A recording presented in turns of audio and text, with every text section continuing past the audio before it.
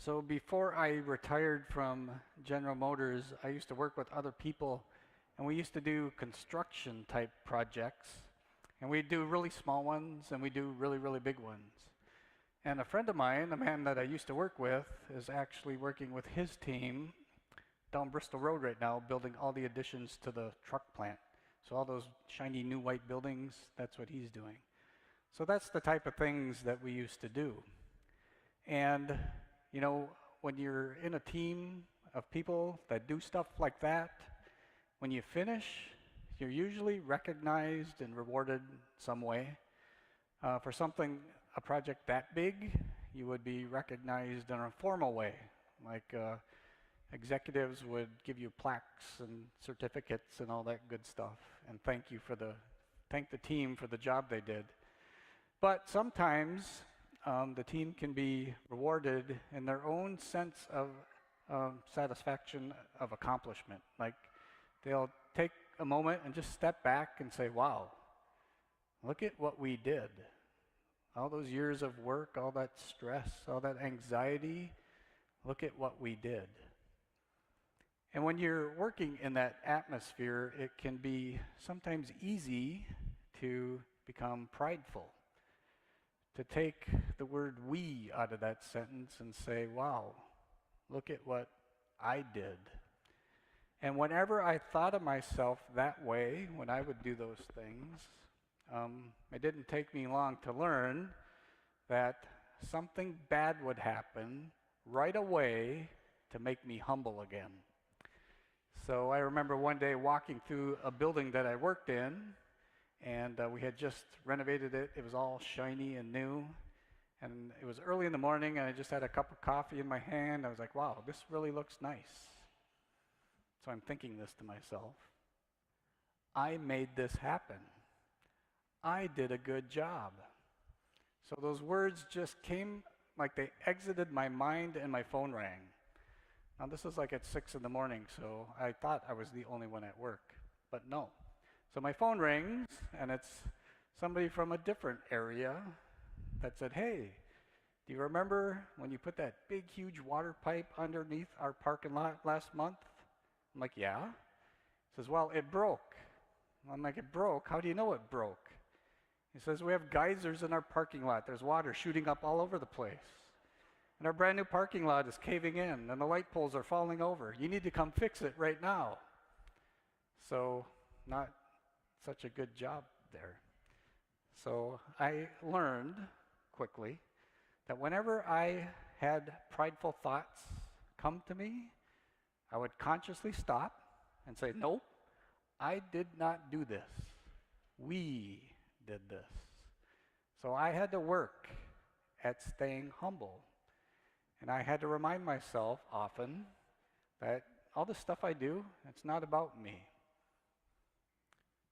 So in today's gospel, Jesus, he's got issues with these priests, right?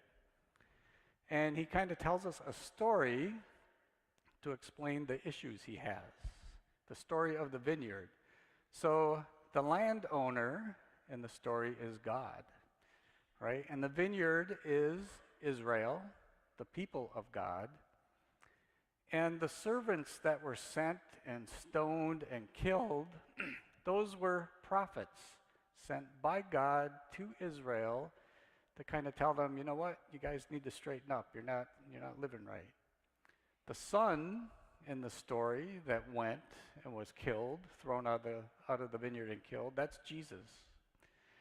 And the tenants in the story who are supposed to take care of the vineyard, take care of Israel, take care of the people, those were the priests.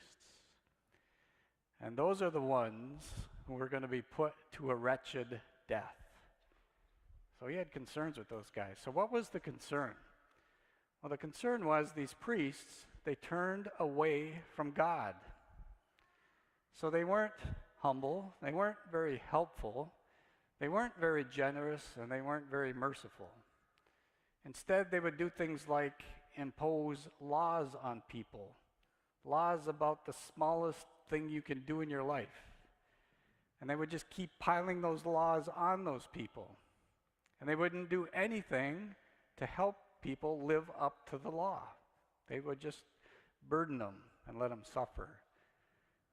And then they would use the law to justify to themselves times when they did not need to help somebody that came to them. And they used to get mad at Jesus all the time because he would do that. When somebody would come to the temple during Sabbath and needed healing, Jesus would do it. No, those priests, they would use the law to justify not doing that. And they would do things to be seen, right? They would do things, say, hey, look at me. That's the only reason they're doing it, so you can see me. Not to serve God and do his will, but I'm doing this so you can see me. And they would seek places of honor, and they really liked to hear words of admiration. They really liked to hear people tell them how great they were and how much they liked them and how much they loved them. So, caring for the vineyard, caring for Israel, caring for the people, all of a sudden, it wasn't about the people anymore, right? It was about them and their status and their stuff. So they had become blind. They couldn't see their selfish thoughts, their prideful thoughts. And if anybody came to them to point out their pridefulness and their selfishness and challenge them to change, to do God's will instead of their will, they would just kill them. With all that going on, the vineyard was dying. And that's what concerned Jesus. His vineyard was dying. So I think all of us are tenants in a vineyard.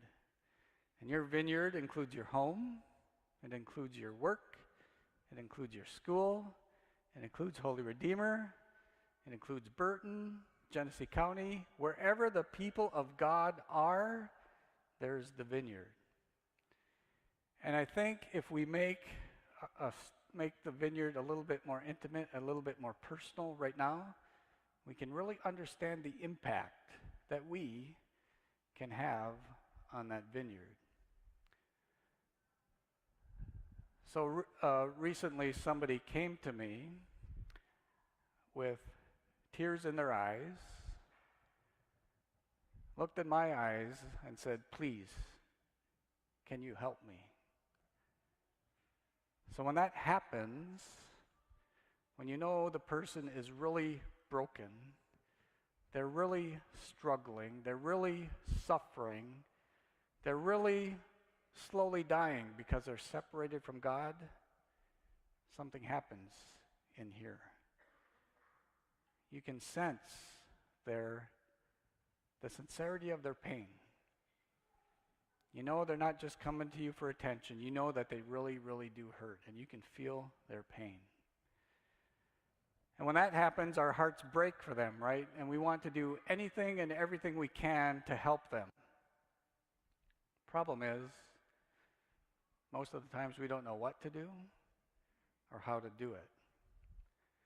But even then, we can help.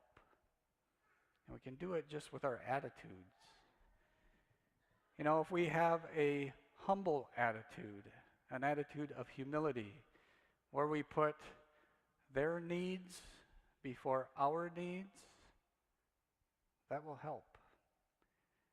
And if we have an attitude of helpfulness, where we will work, we will walk, we will accompany them on their journey to Jesus, so that they can know how much He loves them, so that He can heal them, save them, and redeem them, that helps.